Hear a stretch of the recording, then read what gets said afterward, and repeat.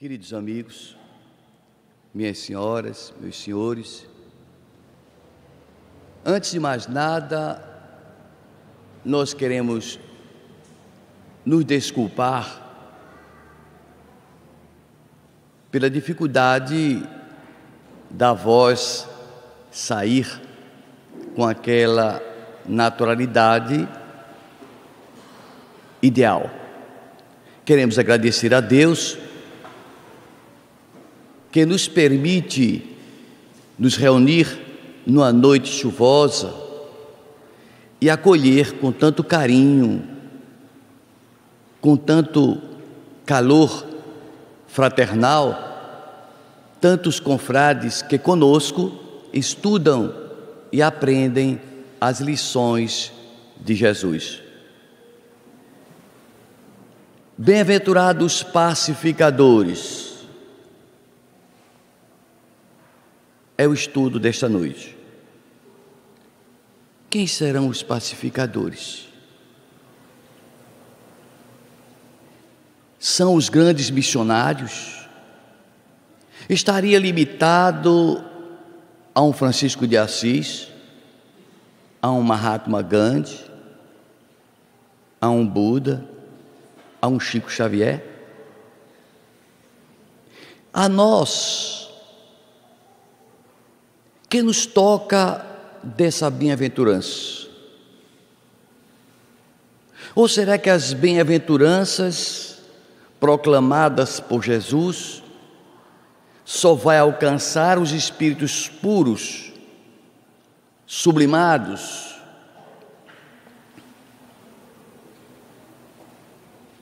E quando nós lemos do Evangelho de Mateus, no capítulo 5,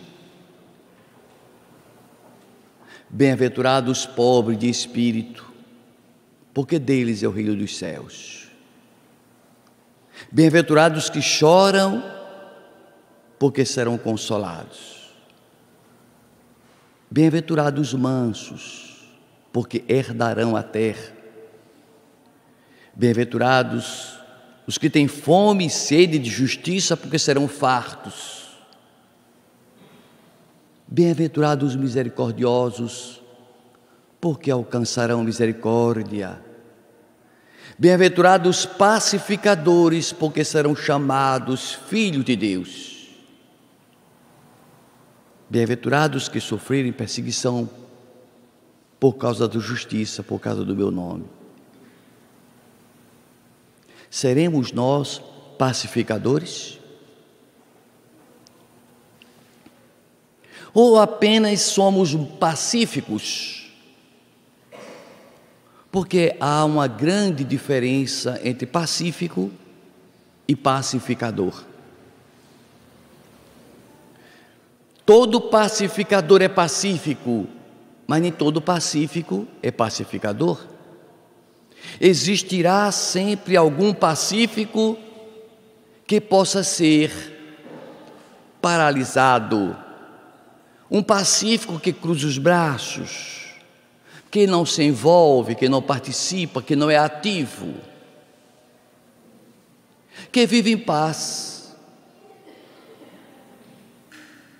Já o pacificador é alguém que, além de ser pacífico, ele parte para a ação, ele age a serviço do bem, mudando os contextos onde vive, influenciando aqueles que o circundam, transformando o mundo que ele convive, tornando o seu popular num celeiro de bênçãos.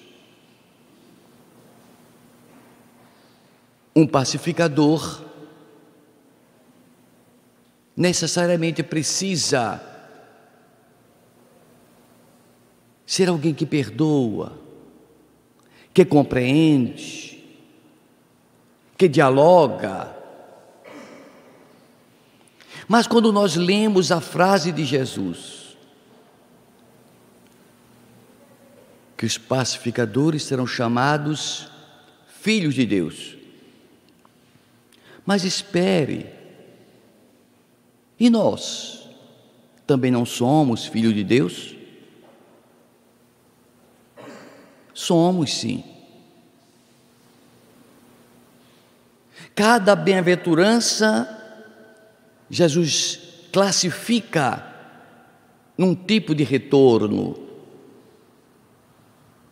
Entendemos nós que o autêntico pacificador, ele deve possuir as qualidades de todas as bem-aventuranças que antecederam: ser humilde, ser resignado, ser misericordioso, ter puro coração, ser manso.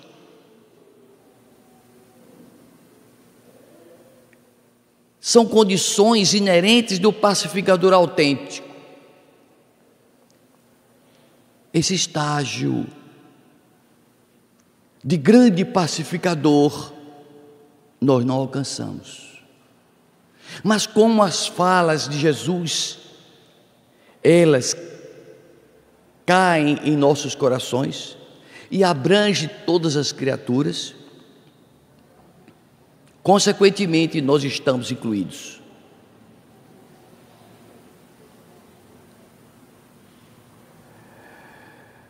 No Evangelho de Lucas, no capítulo 10, versículo 20, está escrito que os apóstolos estavam contentes, felizes, exultantes, porque Jesus havia lhes passado orientações como eles deviam lidar com os obsediados, com os obsessores. E depois dessas práticas do Mestre, os apóstolos estavam eufóricos, porque agora eles estavam expulsando os espíritos. E Jesus diz para eles: exultai-vos, não porque os espíritos estão obedecendo ou submetido à vontade de vocês, mas alegrai-vos pelo fato de vossos nomes estarem escritos nos céus. Eis a razão primordial: é nosso nome está escrito no reino dos céus. Eu imaginava, até pouco tempo, que só estava ou só estaria escrito nos céus os nomes dos grandes luminares.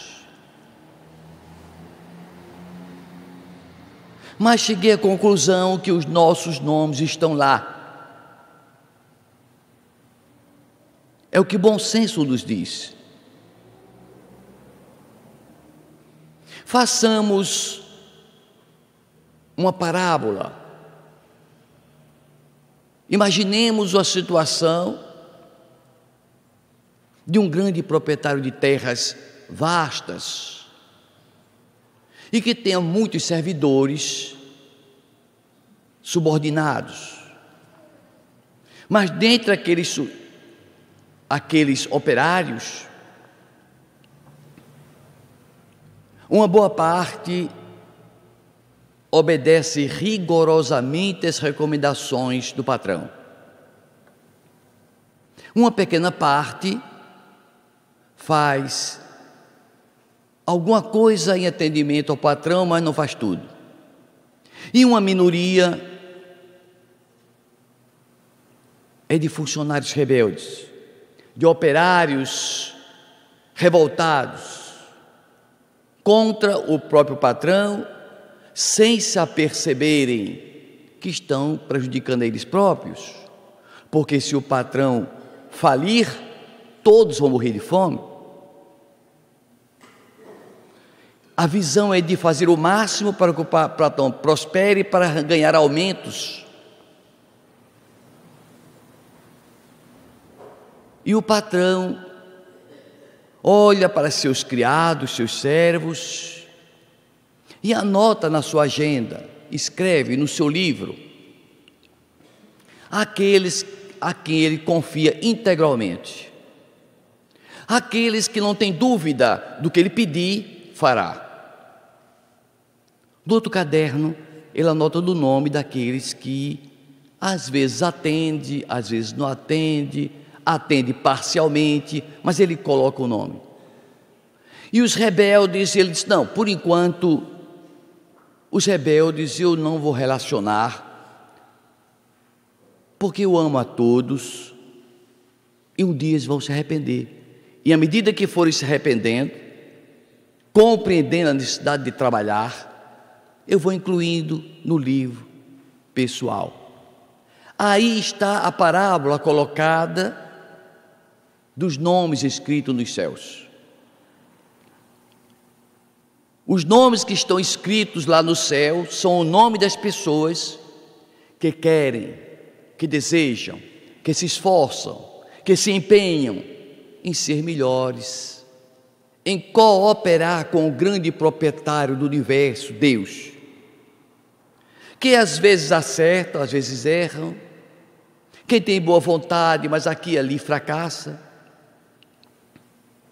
Aqueles outros que estão destituídos do sentimento de cooperação, que estão envolvidos na revolta, na agressividade, esses não estão esquecidos, mas ainda seus nomes não estão escritos nos céus.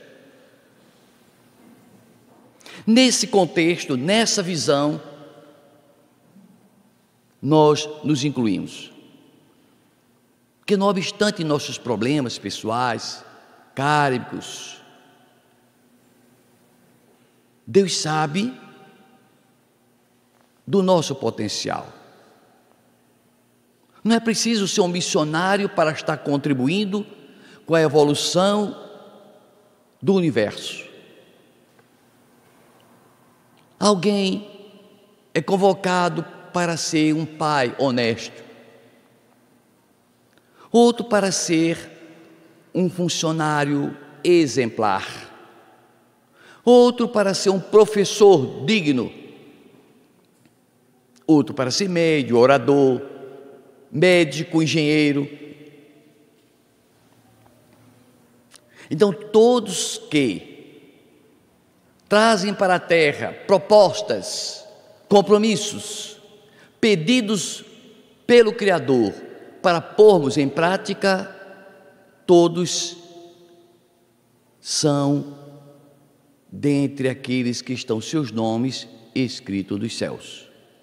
Aqueles outros que reencarnam sem assumir nenhum compromisso, apenas a viver, passar pela vida, receber as consequências dramáticas das suas provações, até que um dia despertem e possam seus nomes lá serem escritos.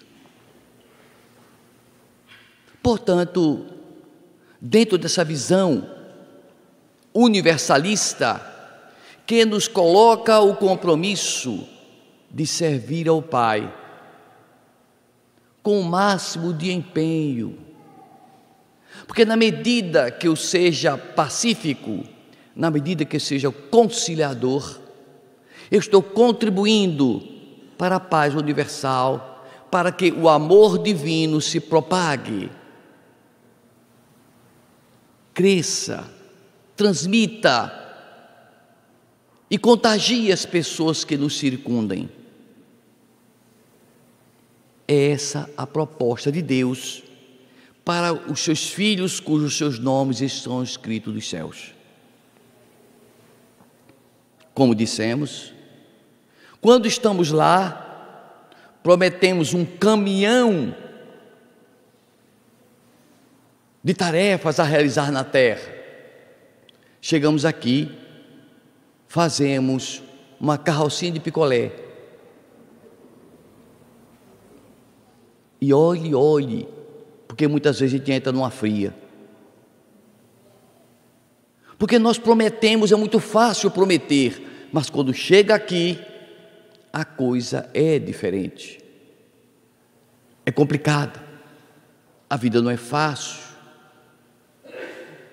Nós nos desligamos do mundo espiritual. Nós todos temos dons mediúnicos utilíssimos para que dia a dia a gente receba as inspirações do alto e a gente se conduza na direção dos compromissos assumidos. Quando a gente chega aqui, a primeira coisa que faz, tira o fio da tomada, desliga o telefone. O telefone que fala com Deus, nós desligamos. Pensamos que a vida é uma diversão.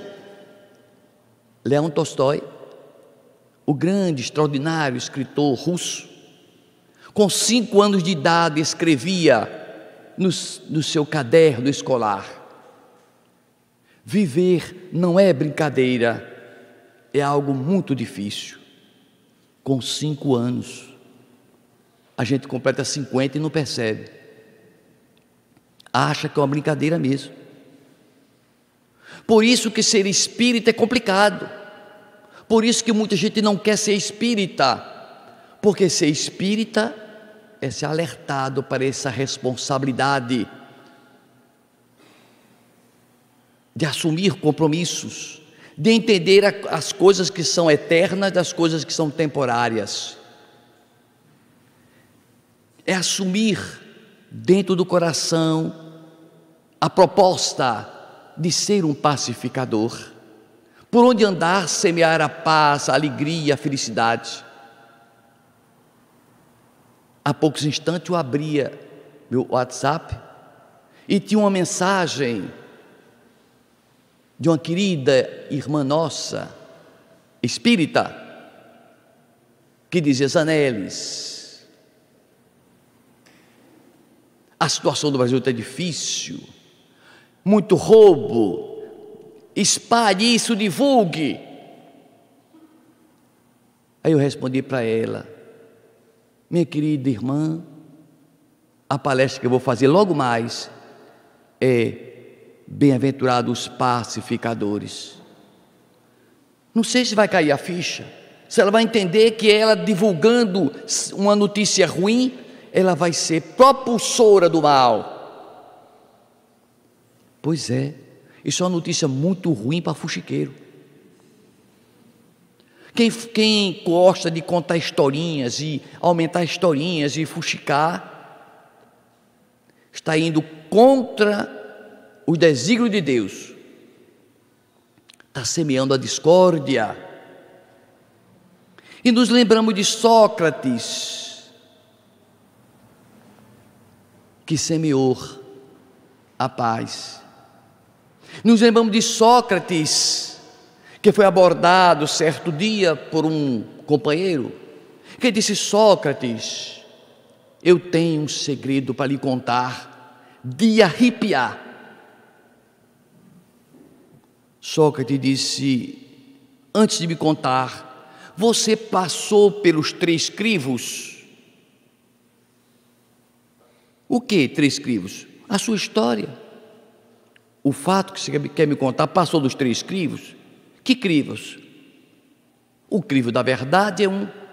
O que você quer me contar é uma verdade absoluta, indiscutível? Não, pelo contrário. Pode ser verdade, mas ninguém sabe. O segundo crivo,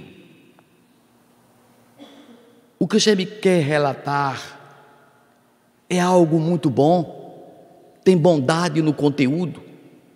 Bom não é não, pelo contrário, é muito do ruim.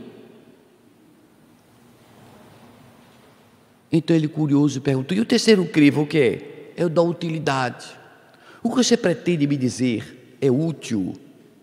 Vai enobrecer a criatura humana? Pelo contrário, vai ser terrível, se provado a desmoralizar. Olha, meu amigo, é melhor não me contar. É bom para mim e bom para você. Não semeie a discórdia. Sejamos pacificadores. Essa notícia não é muito boa não para fuxiqueiro, viu? Não é muito boa. Tem gente que não é costureiro, cabeleireiro, mas viu com a tesoura afiada, cortando tudo. Mas quem governa o nosso planeta, Jesus, nosso mestre,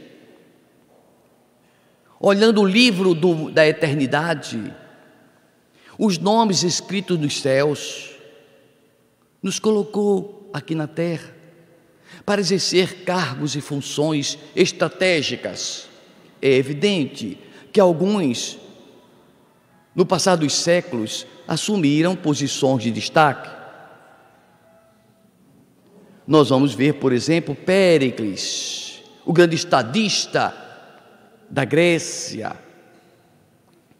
que veio cumprir tarefas de enaltecer ainda mais a cultura grega, a arte, as letras, a poesia, onde o grande escultor Fídias se destacava. Mas Péricles, no final da sua vida, ele resolve fugir da frase de Jesus: bem-aventurados pacificadores. Ele começou a ter uma disputa de quem era maior, mais poderoso. Era Atenas, onde ele morava, ou era Esparta, dos militares?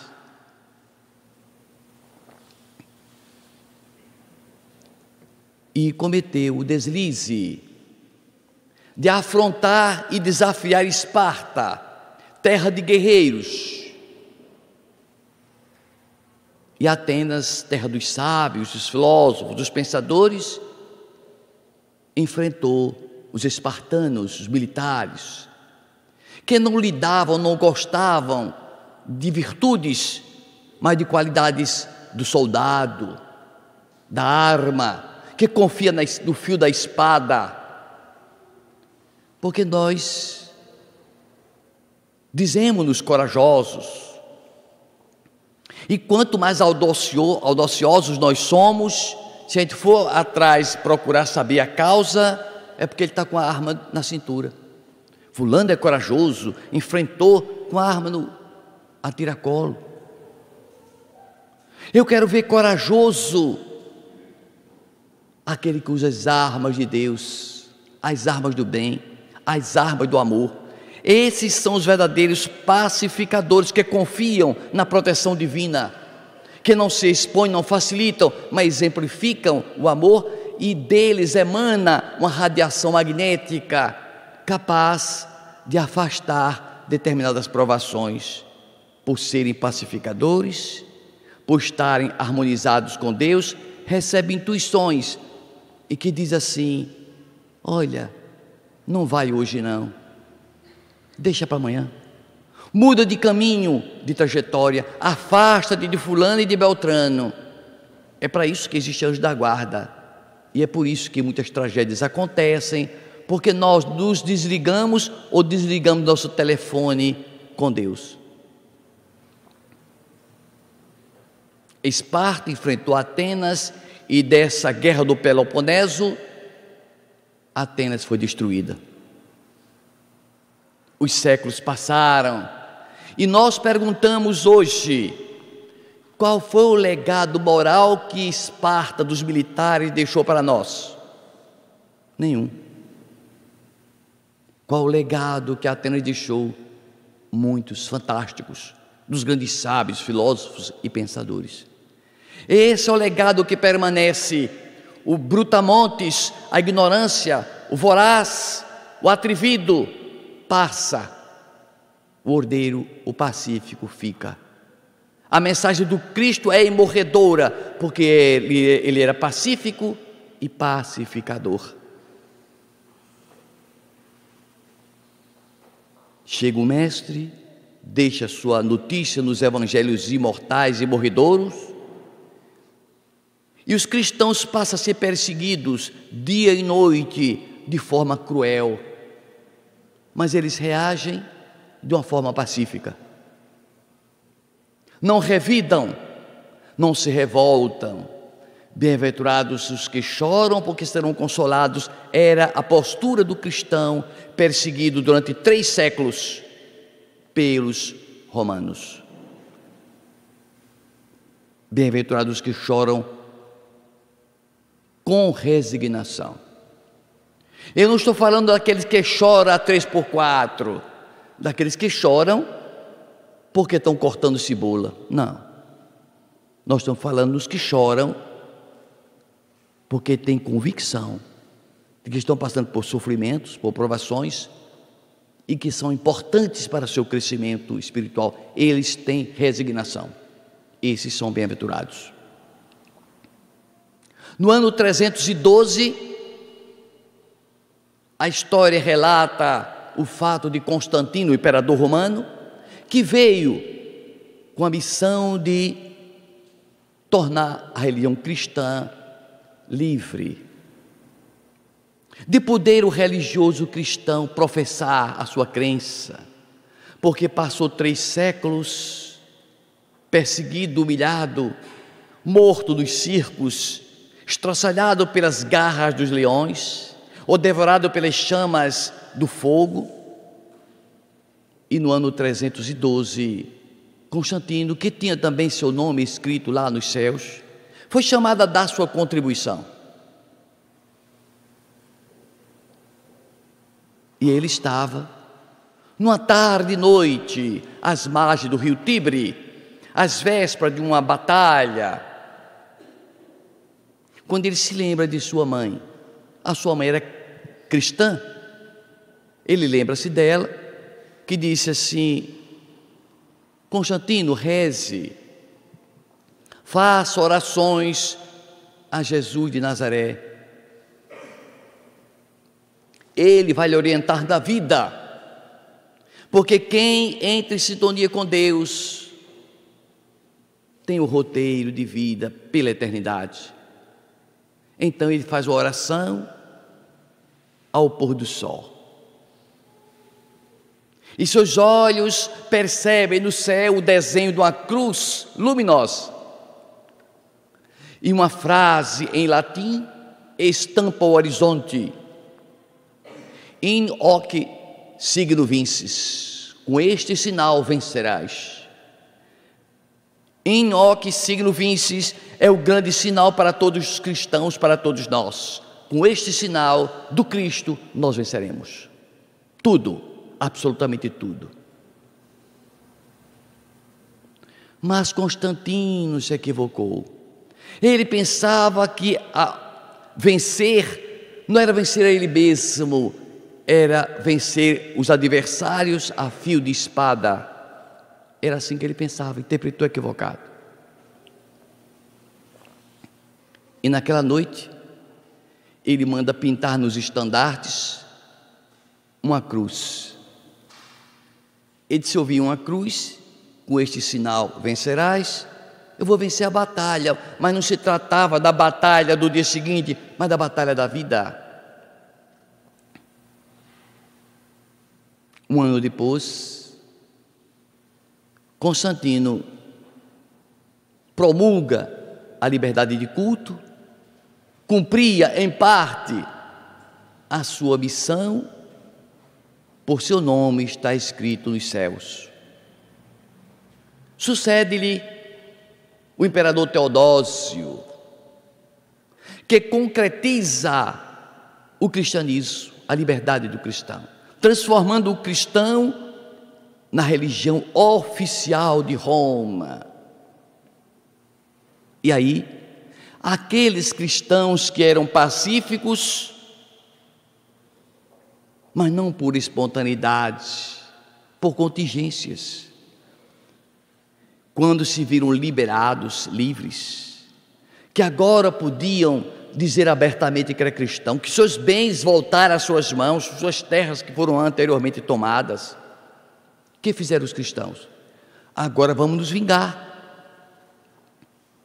Quem nos chicoteou vai sentir agora o peso das nossas mãos, dos nossos chicotes. E passaram os cristãos a perseguir os não cristãos, os gentios, como hereges, a matá-los sanguinariamente. Em nome de quê? Do símbolo que Constantino viu e que eles imaginavam ser o símbolo da guerra. Com este sinal vencerás.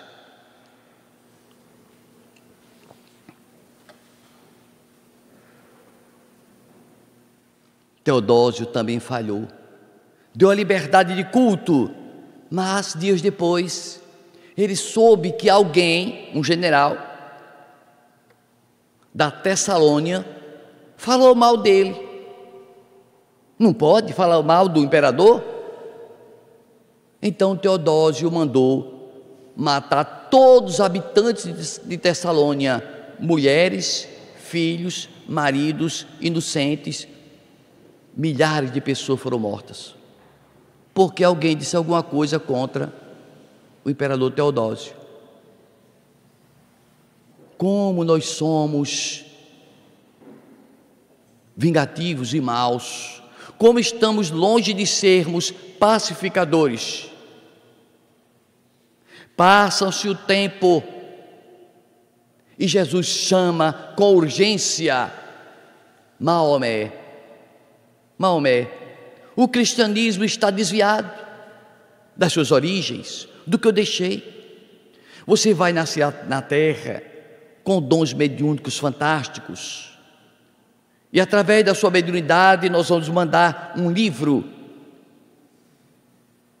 uma nova religião, que seja o renascer do cristianismo, que seria o Alcorão. Ele assume o compromisso, reencarna no ano 570, na cidade de Meca. E Maomé, para que cumprisse condignamente sua missão, era preciso, indispensável, necessário que ele fosse pobre, que ele não tivesse apego aos bens materiais, que ele desse mais valor às virtudes, mais valor ao lado espiritual. Por isso, assim que ele nasce, com pouco tempo, desencarna seu pai. Ano seguinte, desencarna a mãe. Pequenininho foi entregue para um avô criá-lo, mas o avô não era muito novo, tinha 100 anos. Em pouco tempo, bateu as botas, desencarnou. Foi então criado por um tio que disse: você não é para estudar não, estudar é burrice, você é para trabalhar. E ele passou a trabalhar, viajando nos camelos pelo deserto, vendendo peças, tapetes pelo deserto. Ele então conhece, e eu me lembrei agora do paraíso, do jardim do Éden. Adão vivia sozinho, o papai do céu mandou Eva, e Adão abiscoitou-se. Ele, na sua inocência, pobre, criado sem nada, de repente, uma prima dele, Cadija, belíssima, inteligente, arguta, percebe nele um homem bom e propõe a ele casamento. Não somos contra o casamento, mas quem sabe a sua tarefa na terra fosse mais importante do que o casamento, seria um missionário. Mas ele caiu dos braços de Cadija e casou-se. Acabou-se o homem pobre. Cadija era riquíssima. Ele passou a luxar, a ostentar poder, mas a sua missão estava de pé. Jesus queria, o seu nome estava escrito nos céus, ele tinha que trazer para cá o Alcorão, a Bíblia do povo islâmico. Depois que Cadija desencarnou, aí ele se desviou do verdadeiro roteiro. Ele estabeleceu a lei que no máximo, o homem era permitido ter 4 mulheres, ele já ia com 11. Eu fui contar isso a uma senhora hoje à tarde, que eu estava no consultório para examinar minha garganta. Ela disse: o quê? 11 mulheres? Eu vou reclamar disso, não é possível. Por que não as mulheres têm direito? Eu não pedia nem 11, eu queria logo 50 maridos. Será que ela tem um olho grande? Ficou dizendo, eu queria 50, e é porque ela disse que era espírita. eu quase caio no chão lá ciscando. 50, minha Nossa Senhora. Pois o que aconteceu com Maomé? A missão estava de pé, mas estava truncada. Momentos ele estava em sintonia com o bem, páginas belíssimas chegava do anjo Gabriel. Momentos ele estava em sintonia com as trevas, páginas duvidosas, enigmáticas, sem nexo, indutoras da agressão.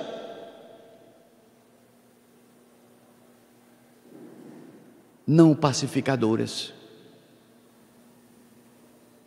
O nosso planeta é assim. Estamos aqui por uns tempos, prometemos e nem sempre cumprimos. Maomé cumpriu em parte, e noutra parte trouxe problemas. Expandiu-se o islamismo, sem dúvida, mas como seria bom se esse islamismo tivesse, na sua essência, não sido misturado com a agressividade, com as batalhas, com as guerras humanas. Passam-se os séculos e surge na cidade de Poliana, no ano de 1828, uma nova criatura cujo nome estava escrito nos céus. Era Leão Tolstói, o grande escritor Leão Tolstói. Ele vinha também com a missão de trazer a paz na terra, para explicar que a guerra nada leva, que nós contaminamos o nosso futuro e prejudicamos o nosso país quando guerreamos contra nossos próprios irmãos. Nós somos todos filhos de Deus. Os nossos nomes estão escritos nos céus.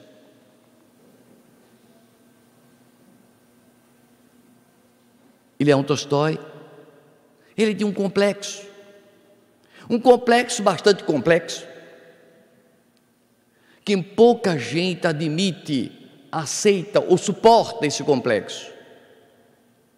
Ele se achava horroroso, feio, horrível. Jamais ninguém iria olhar para ele. E eu fiquei pensando com meus botões, como é bom ser espírita, porque até para ser feio é bom. Porque a gente, quando diz que é muito feio, é porque a gente nasce pedindo a feiura para que a beleza não nos precipite nas tentações. Então é bom ser feio. Eu acho tão bom olhar no espelho e dizer: oh, graças a Deus sou feio. Isso ajuda muito, porque realmente ser belo é uma tentação mesmo, como ser rico. Há exemplo do que aconteceu com Maomé. Tanto ele tinha beleza física, como tornou-se rico. Desequilibrou-se. É melhor ser feio mesmo. Mas Papai do Céu, que é bom, mandou para ele uma jovem belíssima, que tinha metade da idade dele. Eles se casaram, teve vários filhos, mas o destino quis que ele fosse para a guerra da Crimeia, uma guerra entre os russos e os franceses de Napoleão Bonaparte. Para que isso? Como é que ele iria falar com autoridade sobre os malefícios da guerra se ele não tivesse vivido e vivenciado a guerra? Por isso ele foi convocado ao serviço militar. Ele ficou horrorizado. Dizem, comenta Leão Tolstói, que a guerra é importante, mas eu digo para vocês que o militar, ele é militar por obrigação, porque é obrigado, ele não tem livre-arbítrio, ele não pensa, ele age porque mandam ele agir. Ele transforma-se num louco, num depravado. Ele viu a desgraça e ele disse: daqui em diante, depois que voltou da guerra, eu vou fazer guerra contra a guerra. Por essa época, na Índia, vivia-se num clima terrível, em que os ingleses estavam se apoderando dos hindus.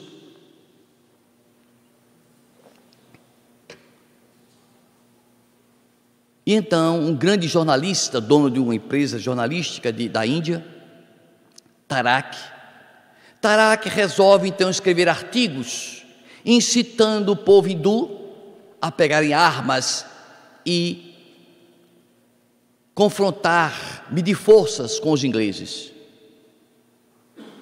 Se isso tivesse acontecido em verdade, teria sido a maior carnificina de todos os tempos. Porque, embora ainda tivesse milhões de habitantes, não tinha a perícia nem as armas à altura das britânicas. Por essa época, Tarak escreve a Leão Tolstói na União Soviética, relatando a ele as suas posições filosóficas de guerra.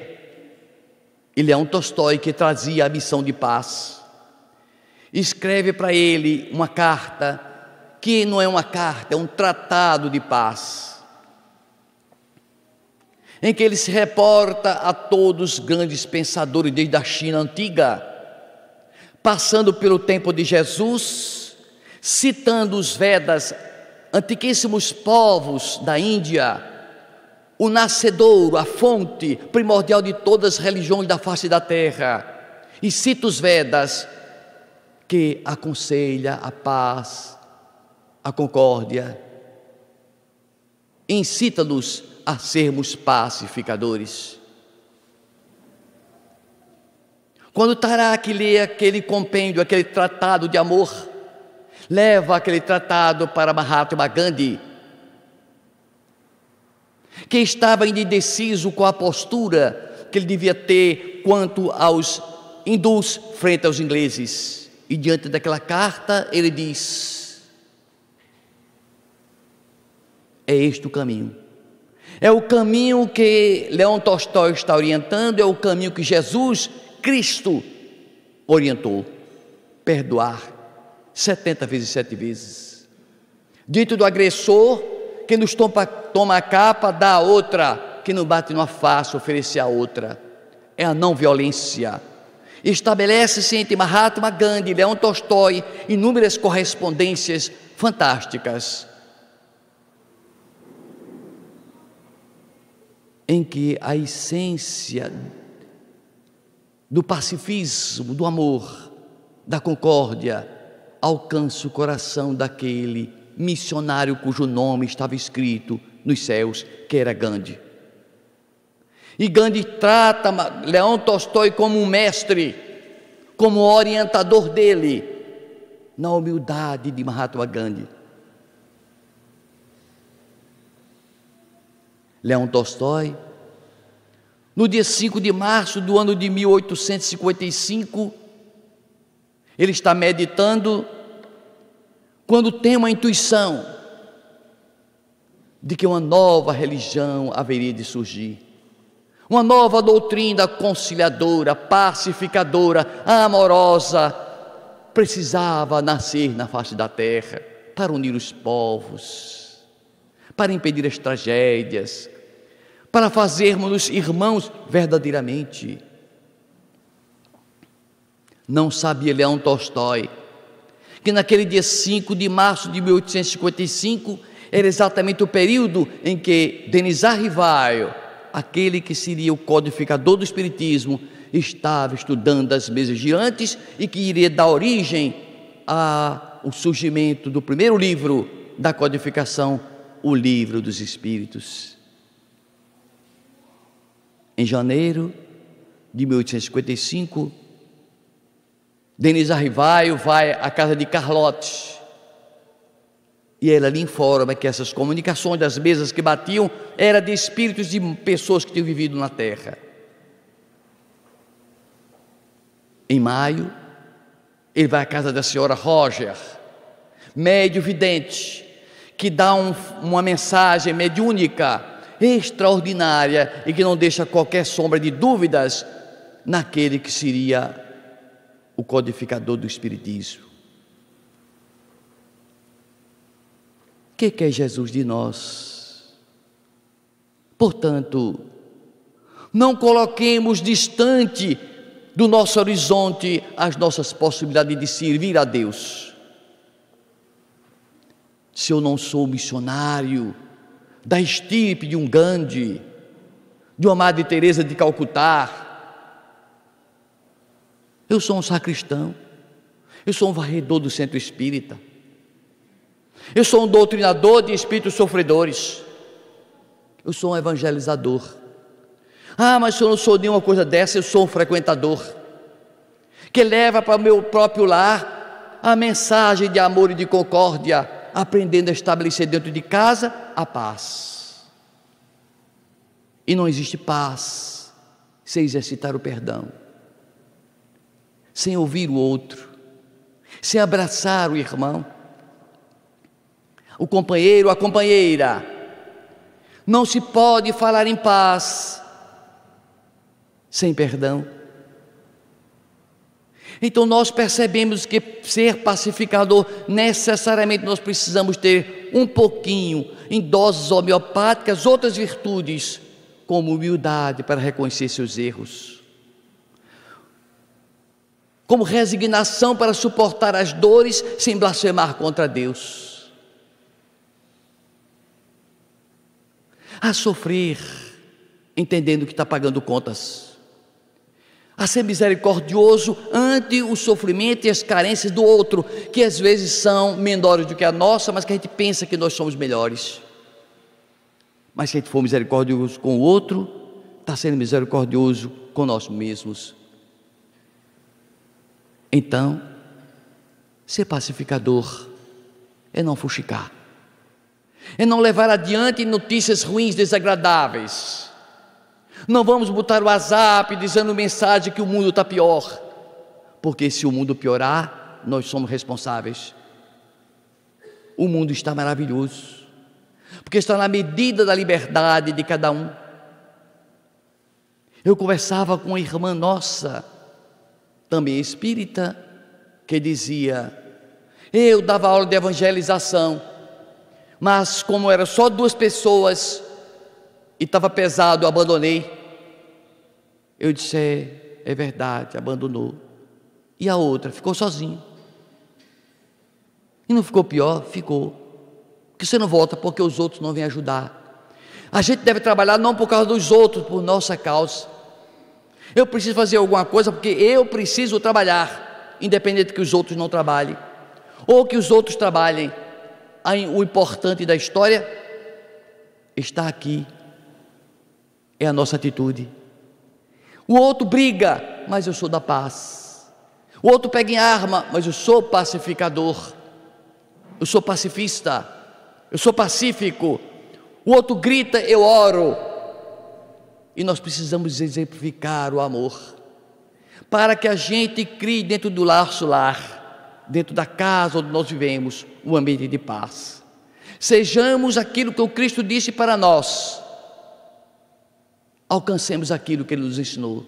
A minha paz vos deixo, a minha paz vos dou. Eu não vos dou a paz que o mundo vos dá. Não se turbe o vosso coração, eu estarei convosco, hoje e sempre, pela eternidade. Amém.